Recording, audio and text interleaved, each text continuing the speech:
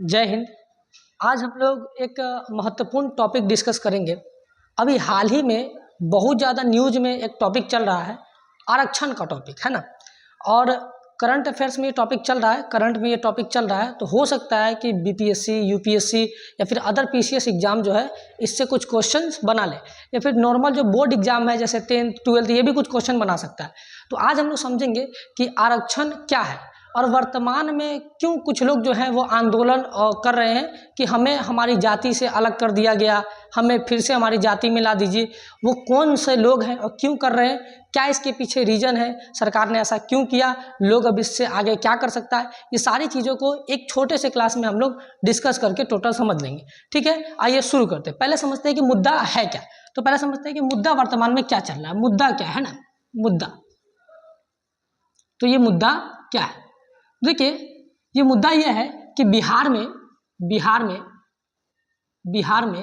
एक जाति है जिसका नाम है ताती तंतवा, या फिर इसे आप पान भी कह सकते हैं। क्या कह सकते हैं, पान भी कह सकते हैं। तो ये जाति है ताती तंतवा की या पान। क्या हुआ है समझे बात यहाँ पे, 2015 का जब विधानसभा का चुनाव हुआ था, 2015 में बिहार विधानसभा का चुनाव, किसका चुनाव हुआ था, बिहार विधानसभा का चुनाव। तो जब इसमें बिहार विधानसभा का चुनाव हुआ था तो इस चुनाव में जो है वो महागठबंधन की पार्टी ने बहुमत हासिल किया था, जिसमें दो पार्टियां प्रमुख थी। आप सबको पता होगा बिहार में आरजेडी और जेडीयू, आरजेडी राष्ट्रीय जनता दल और जेडीयू जनता दल यूनाइटेड, ये नीतीश कुमार जी की पार्टी है और ये श्री लालू प्रसाद यादव की पार्टी है। तो दोनों के बीच में एक गठबंधन था, जिस गठबंधन का नाम था महागठबंधन। क्या नाम था, महागठबंधन। 2015 में ये दोनों मिलकर चुनाव लड़ते हैं और चुनाव को जीत जाते हैं दोनों, ये और प्लस में एक और व्यक्ति है, एक और पार्टी है जिसका नाम है कांग्रेस पार्टी। कौन सी पार्टी, कांग्रेस पार्टी। और ये तीनों मिलकर चुनाव लड़ते हैं और लगभग 178 सीट जीतते हैं। कितना जीतते, 178।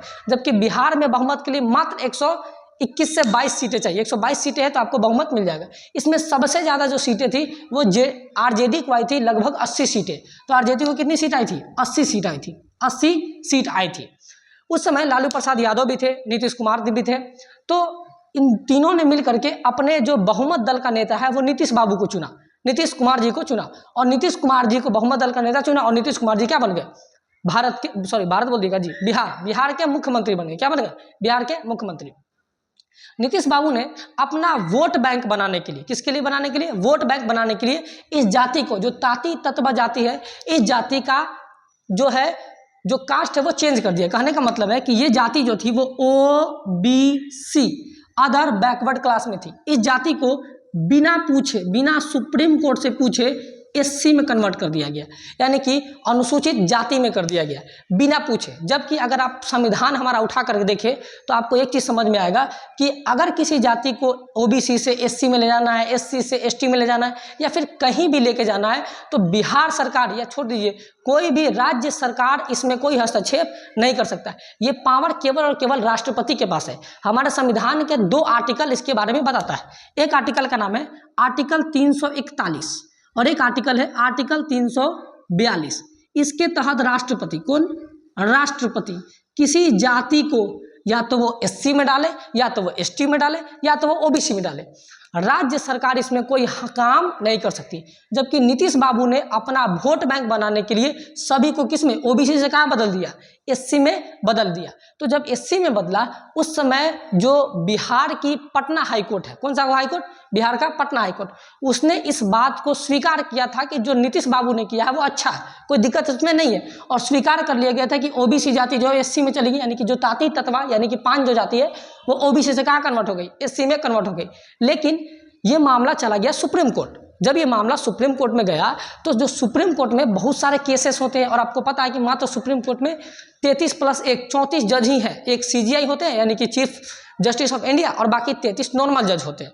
तो वहाँ पे चला गया, वहाँ पे केसेस की कमी नहीं है, जिसके कारण क्या हुआ, ये मामला धीरे धीरे रह गया। यानी कि अगर आप बात करें तो ये मामला 2015 का है। कब का मामला, ये 2015 15 का मामला है और अभी क्या चल रहा है 2024 चल रहा है, तो लगभग 10 साल इस मामले को हो गए। तो सुप्रीम कोर्ट के पास जब ये मामला आया इसी साल में यानी कि 2024 में जब इस पर सुनवाई हुआ तो लगभग 1 से 2 महीने पहले उन्होंने कहा कि जो नीतीश कुमार ने, यानी कि डायरेक्ट उन्होंने नीतीश कुमार का नाम नहीं लिया, लेकिन उन्होंने कहा कि जो बिहार सरकार ने ये काम किया है कि ताती ततमा को ओबीसी से एससी में कन्वर्ट किया है वो इलीगल है, इसको वापस हम एससी से कहाँ बदल देंगे, ओबीसी में बदल देंगे। और सुप्रीम कोर्ट ने इस बार क्या किया है, वापस इसको एससी से कहाँ डाल दिया गया है, वापस उसको एससी से ओबीसी में डाल दिया। कहाँ डाल दिया, ओबीसी में डाल दिया है। अब कुछ लोग जो नहीं जानते उनको ये लग रहा है कि हम मेरा अधिकार छीन लिया है, हमको एससी से जो है वो ओबीसी में बदल दिया। तो ऐसा कुछ नहीं किया है, पहले हम लोग ओबीसी में ही थे, यानी कि जो ताती ततवा समाज था वो पहले ओबीसी का ही हिस्सा था।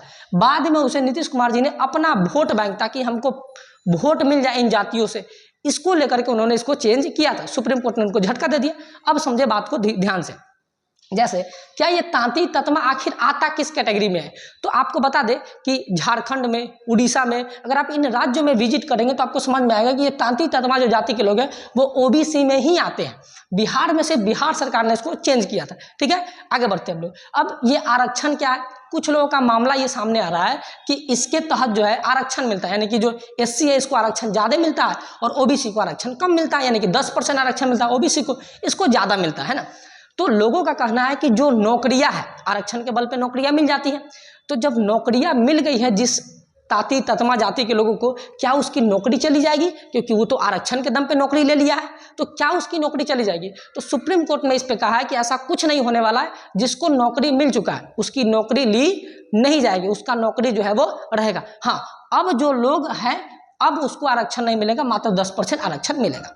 ठीक है, कोई दिक्कत नहीं है। अब समझिए बातें यहाँ पे। तो अब आगे की राह क्या हो सकती है कि ये जो तांती ततमा लोग हैं, ये जो लोग हैं ततवा या फिर पान, ये अब आगे क्या कर सकते हैं। देखिए, पहली बात ये कि इनको जो सड़क छाप नेता के चक्कर में पड़े हुए उनसे एकदम दूर हो जाइए। सड़क छाप नेता कुछ नहीं करेगा, बस अपना काम निकाल लेगा और पतला गरी से वो निकल लेगा। ये मशरूम पर भरोसा करने लायक नहीं है, ये सारे सड़क छाप नेताओं से दूर रहिए। दूसरी बात, किसी बिहार के बड़े सांसद, बड़े विधायक, 2-3 जो भी मिल जाए आपको, है ना, उनसे मिलिए, उनसे बात कीजिए। उनसे बात करके जितने भी जो अलग अलग जगहों पे जो ताती ततमा लोग रह रहे हैं उनका एक परमानेंट सिग्नेचर लीजिए। एक A4 साइज पेपर पे सिग्नेचर सबका ले लीजिए, है ना, हर मतलब क्षेत्र से, और उसका एक डॉक्यूमेंट बना लीजिए। बनाने के बाद क्या कीजिए, उस विधायक और सांसद के साथ मिलके डायरेक्ट मुख्यमंत्री के पास जाने की कोई जरूरत नहीं है। मुख्यमंत्री इसमें कुछ नहीं कर सकते।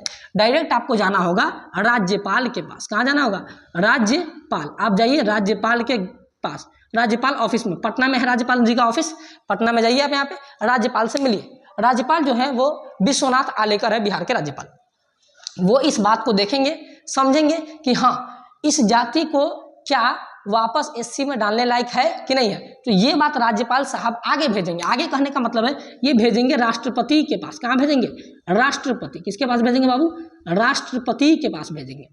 अब राष्ट्रपति इस बात को क्या करेगा, सुनेगा, और सुनने के बाद राष्ट्रपति भी अपने पास नहीं रखेगा, राष्ट्रपति इस बात को भेजेगा संसद में। कहाँ भेज देगा, संसद में। अब संसद के 2 सदन, कितने सदन होते हैं, 2, एक होता है लोकसभा और एक होता है राज्यसभा। एक क्या होता है, राज्यसभा। अब क्या होगा बाबू, इसमें संसद में जाएगा, संसद में जाने के बाद लोकसभा और राज्यसभा में ये बिल आएगा कि क्या वापस इसको इसमें से इसमें कर दिया जाए, क्या वापस इसको ओबीसी में एससी में किया जाए। इसमें वोटिंग होगा, वोटिंग होने के बाद इसमें पास होगा। जब लोकसभा से पास हो जाएगा तो राज्यसभा में जाएगा, राज्यसभा से पास हो जाएगा तब राष्ट्रपति इस पर साइन कर देंगे और तब जो है आपका ओबीसी का एससी में चला जाएगा। लेकिन अगर बीच में गड़बड़ाया, गड़बड़ाने का अर्थात है कि लोकसभा में ये बिल फेल हो गया, कहा कि नहीं कोई मतलब नहीं बनता है, पहले से ये ओबीसी में था तो ओबीसी में ही रहेगा, तो कोई मतलब नहीं बनता, आपका लोकसभा में बिल खारिज हो जाएगा और आप ओबीसी के ओबीसी में ही रह जाएंगे, ओबीसी के ओबीसी में ही रह जाएंगे।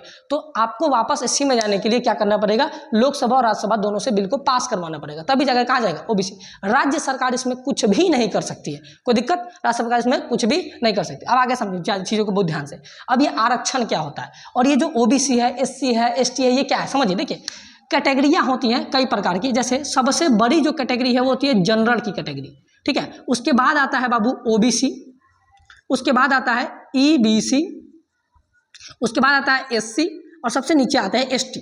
यानी कि ये जनरल की कैटेगरी है, मतलब जाति की कैटेगरी है। जनरल सबसे बड़ी जाति, उसके बाद ओबीसी, उसके बाद ईबीसी, उसके बाद एससी और उसके बाद एसटी। यानी कि जो सबसे छोटी जाति होती है वो एसटी होती है। जनरल में कौन कौन आ सकते हैं, तो जनरल में आप समझ सकते हैं नॉर्मल भाषा में जैसे राजपूत लोग होते हैं, ये सब किस में आते हैं, जनरल में।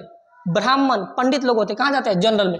ओबीसी में आप देखेंगे तो यादव लोग होते हैं, चौधरी लोग होते हैं, ये सब किस में आ जाते हैं, ओबीसी में आते हैं। अब ईबीसी, उसके जस्ट नीचे ईबीसी, अभी इसी में हम लोग को कर दिया गया है ईबीसी, ताती तंतमा समाज को किसमें किया गया है, ईबीसी।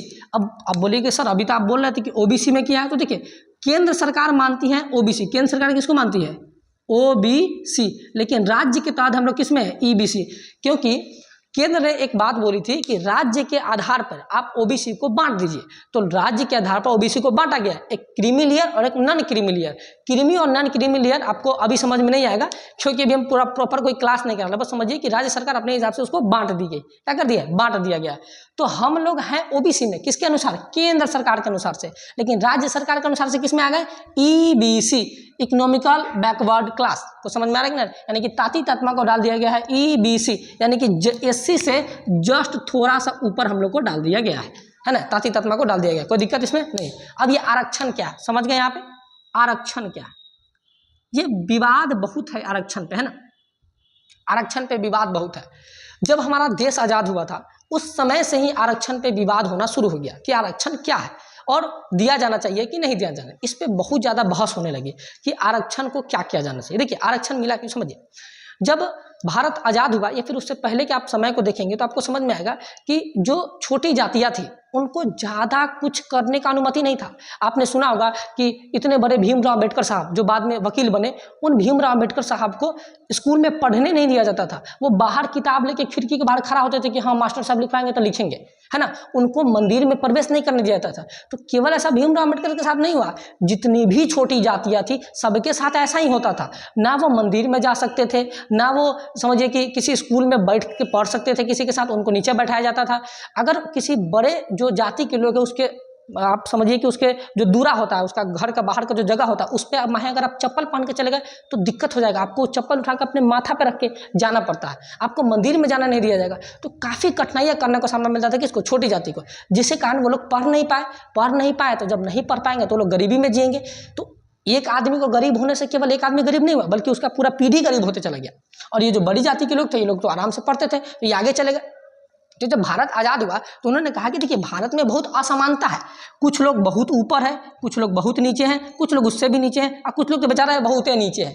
तो उन्होंने कहा कि एक काम करते हैं, क्यों ना एक सिस्टम लाते हैं आरक्षण का। तो कहा कि ये क्या चीज़ है भाई आरक्षण, तो कहा कि आरक्षण का सिस्टम इतना बढ़िया सिस्टम है कि जो कम जाति वाले लोग हैं, मतलब जो छोटी जाति वाले लोग हैं, जो बहुत पिछड़ गए हैं, बहुत नीचे रह गए, उनको हम आरक्षण देंगे नौकरियों में। कहने का मतलब है कि मान लीजिए कि 100 गो सीट है, कितना सीट है, 100 गो सीट है। तो अब मान लीजिए कि 100 गो सीट है, तो 100 गो सीट में 1 लाख लेके फॉर्म भर दिया, तो 1 लाख में 100 गो रह तो हो ना जाएगा नौकरी, आराम से हो जाएगा 100 गो रह का नौकरी। तो उन्होंने कहा कि ऐसा नहीं होगा, अब इस 100 गो सीट में से 30 गो सीट को हम लोग अलग रख देंगे, कि यहाँ रख देंगे अलग, और मात्र 70 गो सीट पर ये लोग मार करेगा। तो कहा ये 30 गो सीट क्या कीजिएगा, तो कहा कि ये 30 गो सीट उन लोगों के लिए रखेंगे जो लोग छोटी जाति से हैं, जो लोग ज़्यादा पढ़े लिखे नहीं है, और इनका जो आंकड़ा होगा, मतलब कहने का मतलब है इनका जो अंक होगा वो इनसे कम भी आएगा तो हो जाएगा। कहने का मतलब है कि अगर कट ऑफ गया 90 तो 90 पे जॉब हो रहा, लेकिन छोटी जाति का अगर कट ऑफ 60 भी आया तो इस पर इसको हम जॉब दे देंगे। इसी को बोला गया आरक्षण। क्या बोला गया, आरक्षण। तो बड़ी जाति के लोग आरक्षण का विरोध करने लगे कि नहीं, तो फिर क्या फायदा, मेरा बच्चा 90% नंबर लाके भी जॉब नहीं ले रहा है और छोटी जाति वाला का बच्चा 60% नंबर लाके जॉब ले रहा है। तो उनसे हम कहना चाहते हैं कि अगर आपको आरक्षण से इतना ही दिक्कत है तो एक काम कीजिए, अपना जाति बदल लीजिए, आप जाति बदल लीजिए, आपको आरक्षण मिल जाएगा। लेकिन जाति बदलने के लिए क्या कहेगा, तो जाति बदलेगा वो लोग नहीं। बात समझ में आ रही है। तो अब देख रहे हैं कि कितना वो लोग मुसीबत से गुजरा, न उन लोग को पीने के लिए पानी ठीक से मिलता था, न मंदिर में प्रवेश, न शिक्षा का प्रवेश, इसलिए वो लोग को आरक्षण का सिस्टम ला गया, ताकि इन सब के जो नीचे वाला सिस्टम है, जो असमानता है, इसको कम करके इस सब को समान कर दिया जाए। क्या कर दिया जाए, समान कर दिया जाए। तो यहीं से आरक्षण का ये सिस्टम निकल करके आया और आज भी चल रहा है। भारत में प्रत्येक 10 साल पे आरक्षण में संशोधन होता है और उसको आगे कर दिया जाता है। इसी पर एक बयान राहुल गांधी ने दिया था कि भारत में जब सब लोग समान हो जाएंगे तो हम आरक्षण को खत्म कर देंगे। तो कुछ बीजेपी के जो नेता हैं उन्होंने ये बात कहने लगे कि राहुल गांधी देश विरोधी है, उसने जो है आरक्षण खत्म करने की बात कर दी, जबकि उन लोग को पता नहीं। राहुल गांधी कहने का मतलब था कि जब सब बराबर हो जाएगा तो आरक्षण देके किसको देंगे हम आरक्षण, आरक्षण हम किसको देंगे, कोई फायदा नहीं आरक्षण का। तब उन्होंने कहा कि तब खत्म करेंगे, अभी खत्म नहीं कर सकते क्योंकि भारत में अभी बराबरी नहीं है। तो आई होप कि आपको समझ में आया होगा कि ये पूरा का पूरा मामला क्या है, आरक्षण क्या होता है, कहाँ से गया और हम इसको कैसे वापस ले सकते हैं। एक न्यूज़ आपको हम छोटा सा ये बता दें कि ये वाला चीज़ अभी अब जो आंदोलन में चल रहा है ताती ततमा का, जो है कि ओबीसी से एससी में वापस मांग कर रहे हैं, तो ये मामला कोर्ट में भी गया था। तो कोर्ट ने इस मामले को पूरी तरह से खारिज कर दिया है कि नहीं, ये बदल नहीं सकता है, आप ओबीसी में ही रहेंगे, है ना, आप ओबीसी में ही रहेंगे। ये बात कोर्ट ने साफ क्लियर तौर पर बोल दिया है। लेकिन आंदोलन करने वाले कुछ लोग नेता अपना फायदा ढूंढ रहे हैं, तो ढूंढिए, कोई दिक्कत वाली बात नहीं है। आप बस राज्यपाल से राष्ट्रपति लेके जाइए, राष्ट्रपति उसको संसद में पेश करेगा, संसद से लोकसभा, लोकसभा से राज्यसभा, इतना लंबा प्रोसेस होगा, पास होगा तो जाकर आपको ये मिल जाएगा, ठीक है। नहीं पास होगा तो आपको ये मिलेगा नहीं। तो आज की समझ में आ गया होगा आपको, लगता है कि आज का आरक्षण वगैरह सब कुछ। तो आज के लिए इतना ही रहने देते हैं हम लोग। जय हिंद।